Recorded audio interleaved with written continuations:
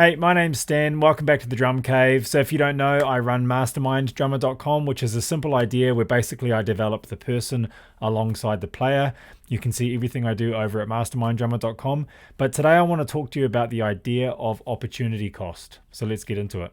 So, opportunity cost. It's an interesting thought, and although it's hard sometimes, it's quite an important thing to consider. Because the thing is, just because you get presented with an opportunity does not mean you necessarily should take it. But the problem is, as creatives and active pro musicians, this is not as easy as what it seems. And the reason being, A, it's hard to say no to anything in fear of it compromising potential future work. And B, sometimes it's just hard to get perspective on your own situation. It's hard to sort of step back and really know what's the best thing to do. I've had to make a ton of really hard decisions over the years, and decisions that on the surface kind of fly in the face of me working towards being an active pro musician. But like I say, when I took a moment, I zoomed out, I weighed things up, they didn't quite align with my path. And what I want to talk about today was one of the first times that I experienced this. A massive opportunity that I had to weigh up and ultimately pull away from, and that was playing for Kimbra.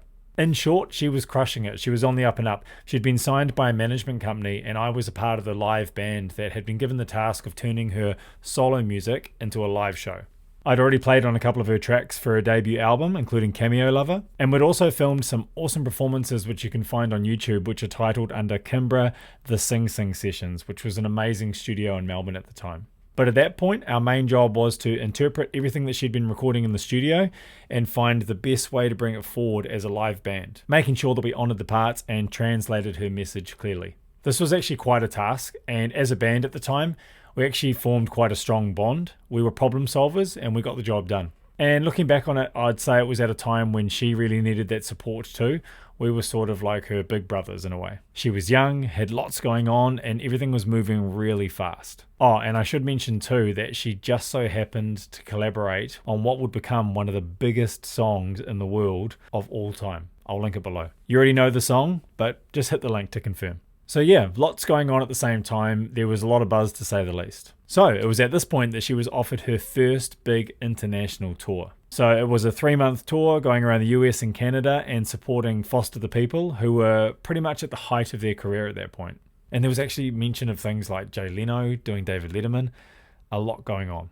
Now, I'd already done a bit of touring at that point, but I'd say more so the New Zealand and Australian equivalent. So weekends away here and there, maybe the odd week in Japan and things like that, but not a 3-month stretch. You know, it was the real deal. 3 months on tour, on a bus, full salary, TV spots, it had the works. And that's the dream, right? That's what we're working towards here. This is what it's about. I was only 23 at the time, and so in terms of experience and opportunity, this ticked all of the boxes. I mean, you have to understand that from the day that I picked up the sticks at 13 years old, I always identified as a drummer. Even with all the other spot jobs that I did between then and my early 20s, I always said that I was a drummer first and foremost when people asked me what my occupation was. I wore it like a badge. It was a sense of pride. It's who I was inside and out. And I suppose an added bonus to it all is that because of all the support that she was getting and the interest in her, it came along with other perks too, like sponsorship deals. So drums, cymbals, head sticks, the works. Like I say, the dream. But the problem was, it wasn't the dream for me. It didn't align with me. In short, I had a young family at home, and I never signed up to be an absent father or partner, and to be honest, neither did they.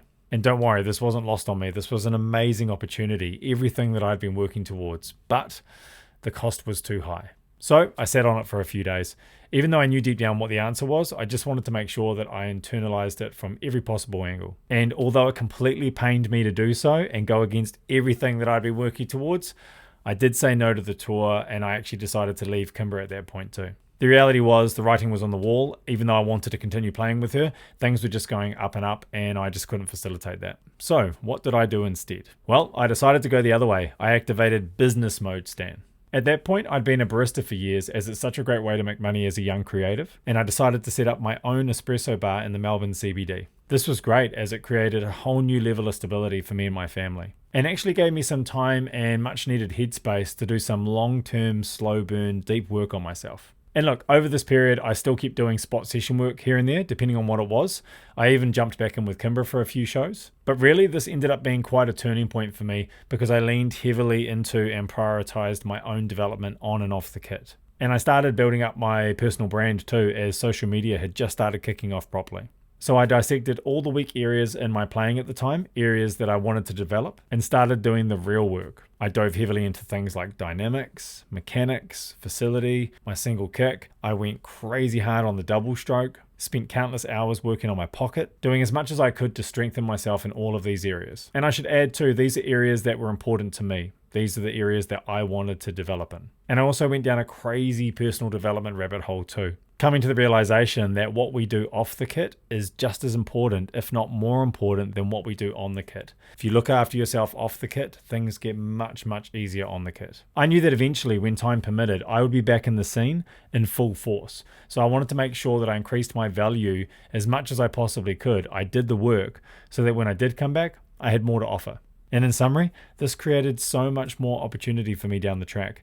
Opportunities that I'd say would not have happened otherwise. I'd actually go as far as to say that everything that I've done and everything that I've achieved to this point goes solely back to that decision when I was faced with that fork in the road. Like I've said before, and it's a Steve Jobs quote, you can't connect the dots looking forward, you can only connect them by looking back. And sometimes you need to just follow your nose and let things unfold as they may. Even though it may be a little bit confusing and almost a little counterintuitive at times. So remember, no matter what shiny carrot gets dangled in front of you, no matter how big that carrot is and how shiny it is, take a second, step back, get some perspective, and ask yourself, does this align with me?